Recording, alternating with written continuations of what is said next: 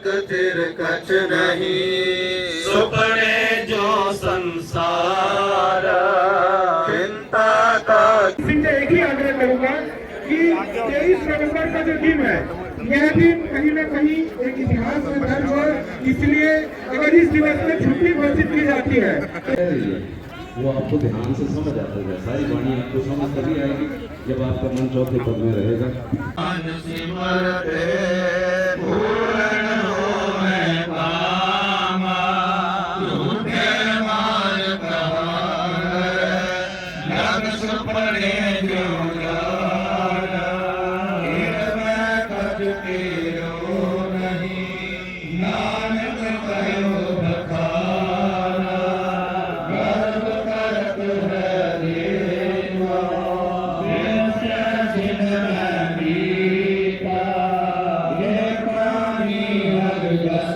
और मानव अधिकार के लिए दुनिया में पहली शहादत देने वाले गुरु तेग बहादुर सिंह के नाम का है।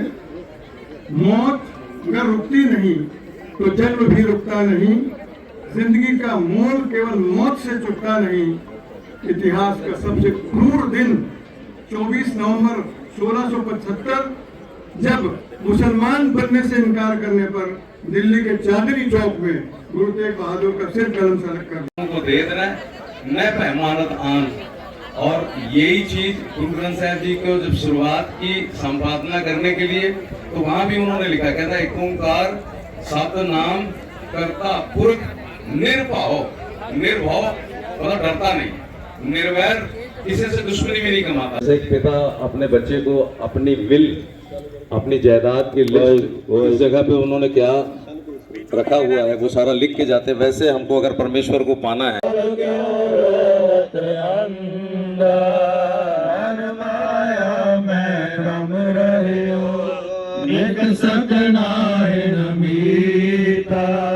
नानक मूरत चित्र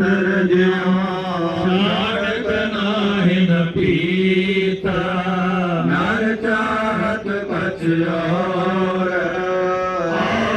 की और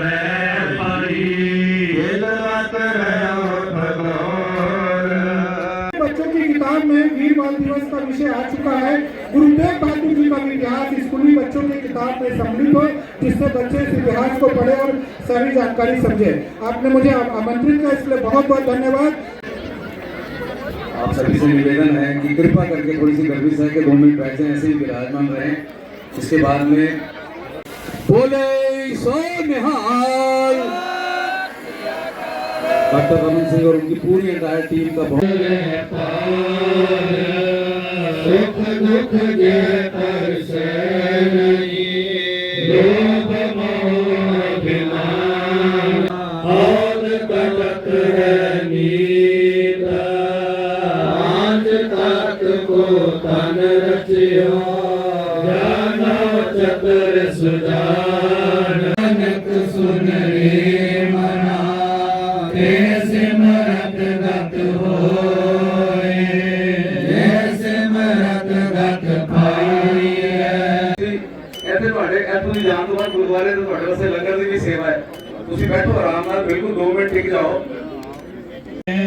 ऐसे मरत संकट मिटे, दर्श तुम्हारो होए। अभी हाल में पाकिस्तान में जब सारे संबंध खत्म किए तो 2,500 लोग श्रद्धालुओं को सिर्फ रास्ता खोला गया। तो देश के प्रधानमंत्री जी लगातार इस विषय पर काम कर रहे हैं। वीर बाल नानक सुन रे मना, मुकुट तारे ते जान, मैं काहू को जेतन, और लेत उदार, जो सपना पे जो जो गुरु की संगत है वो भी पहुंचे वहां पर। वाणी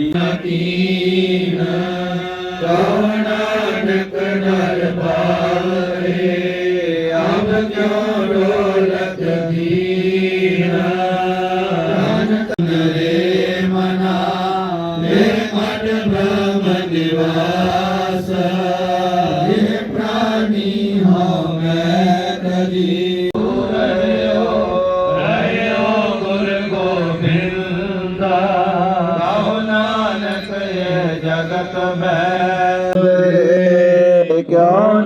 जय भगवान ज्ञानधारा सम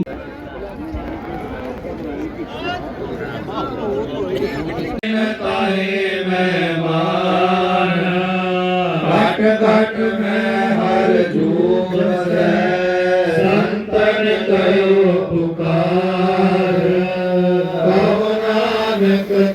यह गरिमामय यह पवित्र आयोजन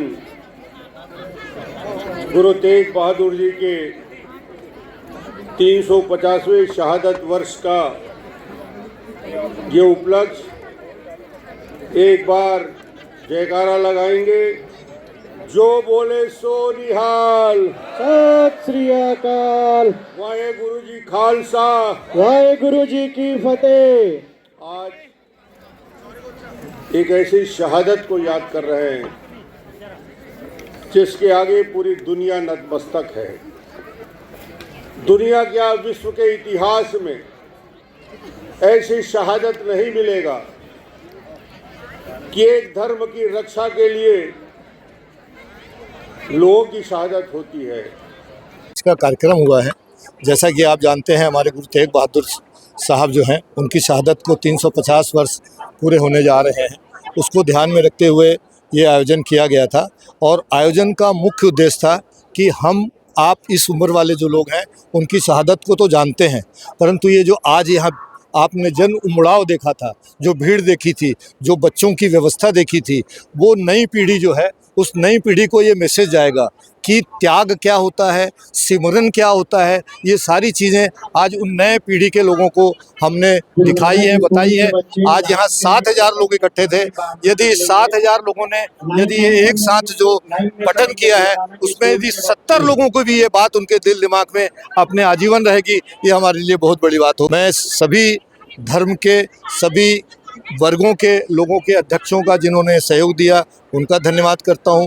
मैं सभी अपनी कमेटी गुरुजी संगत वेलफेयर सोसाइटी के जितने नौजवान वीर हमारे साथ काम कर रहे थे, माता बहनें काम कर रही थी, उन सभी का धन्यवाद करता हूं।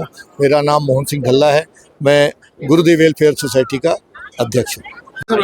आज का ये अद्भुत आयोजन गुरु तेग बहादुर की शहादत का 350वां वर्ष राजनांदगांव के वेलफेयर सोसाइटी ने जो आज एक रिकॉर्ड कायम किया, यूनाइटेड स्टेट के वर्ल्ड रिकॉर्ड का जो ये नाम दर्ज करा के देश के अंदर सर्वाधिक संख्या में आज यहाँ उपस्थिति रही, गुरु पाठ हुआ।